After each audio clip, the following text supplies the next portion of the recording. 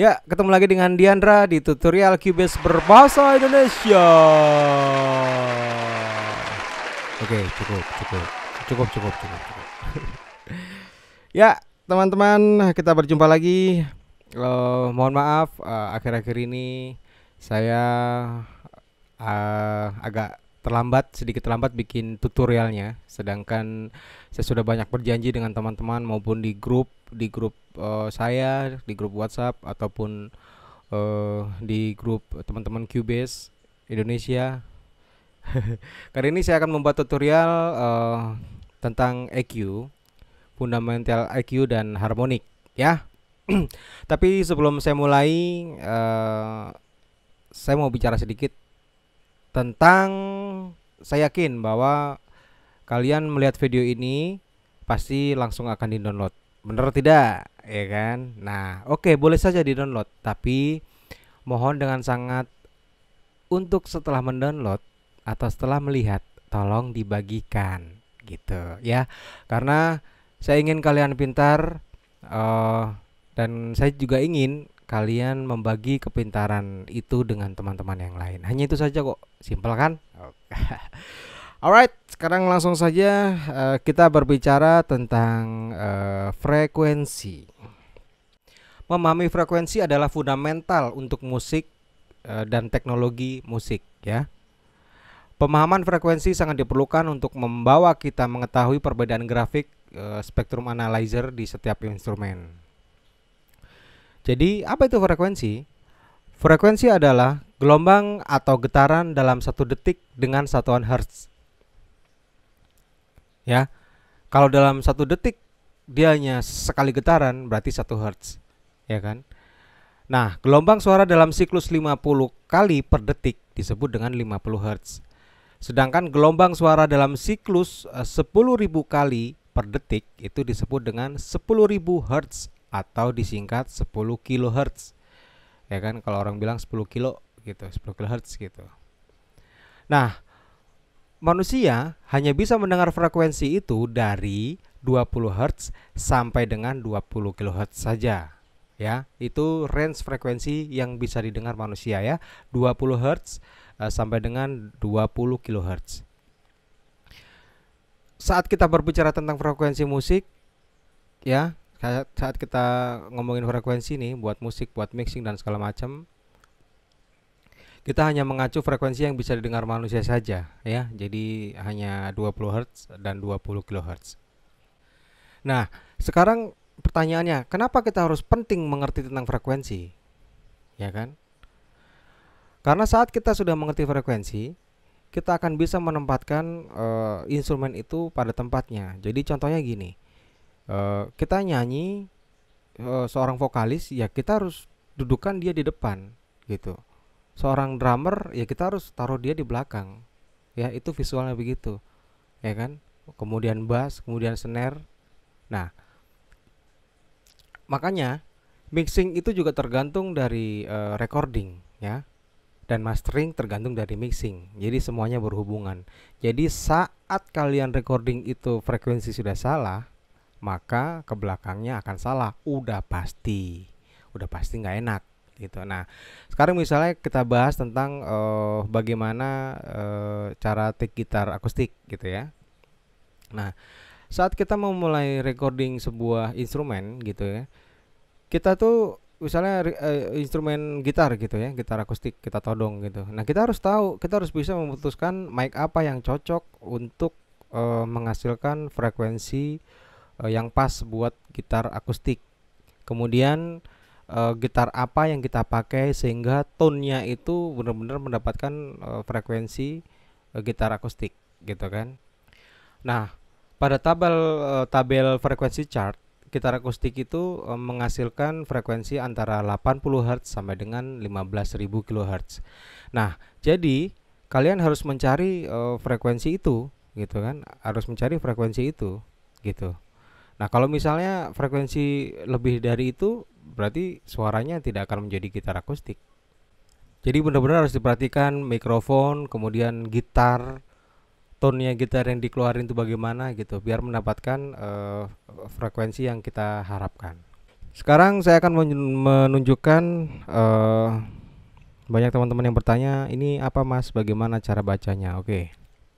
Saat kalian melihat grafik ini ya, melihat grafik ini, masing-masing mempunyai grafik dua bar yang terpisah ya.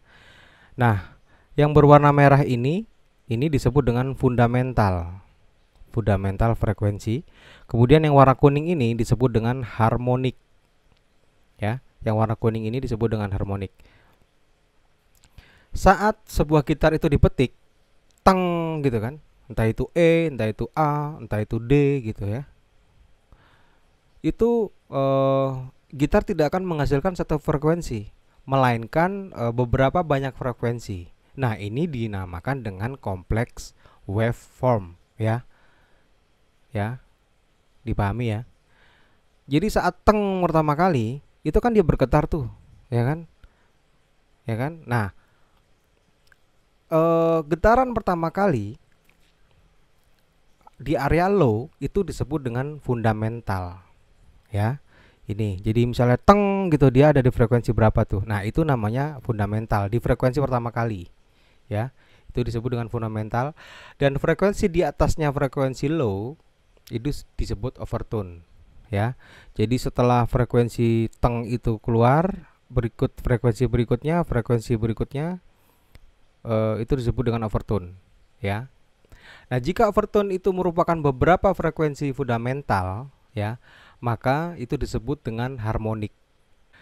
Jadi jika kompleks waveform mempunyai fundamental 100 Hz misalnya, kemudian dia di overtone ke 200 Hz ya.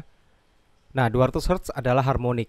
Kemudian harmonik berikutnya 300 Hz, 400 Hz dan seterusnya. Perbedaan harmonik di waveform itu tergantung dari instrumen yang kita mainkan. Jadi misalnya kalau kita pencet piano teng gitu kan, dia akan menghasilkan beberapa overtone setelah fundamental dengan kelipatan berapa hertz berapa hertz ya kan. Artinya apa namanya, dia melompatnya berapa kali. Nah, tapi juga ada yang apa namanya, harmonik itu bersifat banyak gitu, banyak sekali. Contohnya seperti distorsi. Ya kan, perbedaan harmoni di waveform tergantung dari instrumen yang kita mainkan gitu. Jadi kayak misalnya distorsi gitar pasti akan banyak sekali harmonik. Jadi untuk lebih jelasnya ini saya kasih contoh. Saya pakai Halion. Kemudian saya buka pianonya ya. Kalau bingung cara buka keyboard ininya apa namanya? Keyboard di sini tinggal klik kanan aja, virtual keyboard di centang. Kemudian kita coba kita buka.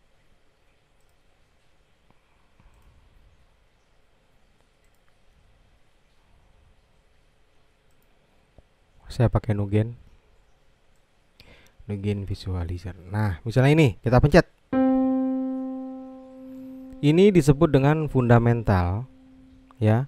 Ini disebut dengan overtone. Overtone kedua, ketiga dan seterusnya ini disebut dengan harmonik. Nah, kemudian letaknya berbeda-beda. Misalnya do di sini, kemudian re nih di sini. Ya. Fa, sol, la, si, do. Ya. Jadi ini adalah fundamental dari piano do re mi fa sol la si do. Dia ada di frekuensi sekitar 230 Hz sama dengan 800 Hz. Ya, ini disebut dengan fundamental. Oke. Selebihnya dengan harmonik ya. Itu perbedaan fundamental dan harmonik. Nah, kemudian ini ada contoh kasus. Nah, saat kamu mixing, biasanya kamu ingin adjust sound dengan EQ dengan cara cut atau boost. Sebagai contoh nih, jika kamu mempunyai track kick drum ya, saat di play kok rasanya kurang nendang gitu kan. Nah, kamu butuh ngeboost frekuensi kick drum. Frekuensi kick drum ada di mana? Nah, di sini ada di 50 sampai dengan 400 Nah, daerah mana? Ya, tergantung. Pokoknya di area ini aja, di bus ditarik ke atas. Baru dicari, cek cek cek gitu. Nah, terus udah gitu ada pertanyaan lagi. Mas, gimana Mas kalau misalnya cara bikin kick sama sama bass itu ngegelu gitu. Kawin ya istilahnya ya. Ngawinin kick sama bass biar nempel gitu ya. Nah, kalian pasti akan sering menemukan frekuensi yang sama karena bass sama nih ya kick udah gitu bass itu frekuensinya nggak jauh beda nih. Bass dari 40 Hz sampai dengan segini, sedangkan kick segini sampai segini. Ya, ini kan nggak terlalu jauh. Mereka berdekatan. Nah, biasanya kebanyakan kasus ngegulung di antara ini. Nah, caranya gimana? Jika ini terjadi, ya, menggulungan ini terjadi, kamu bisa melakukan dengan cara merelokasi frekuensi salah satu di antaranya. Ya, jadi di antara kick dan bass itu kamu relokasi frekuensinya. Ya, jadi artinya merelokasi itu kebalikan satu sama lain tapi di frekuensi yang sama. Misalnya kick di bus di frekuensi 70 Hz ya. Di frekuensi 70 Hz di bus ya kan. Dan bass ini di frekuensi 70 di cut ya kan. Kemudian kick di frekuensi 200 misalnya gantian di cut dan frekuensi 200 di bass di bus gitu ya.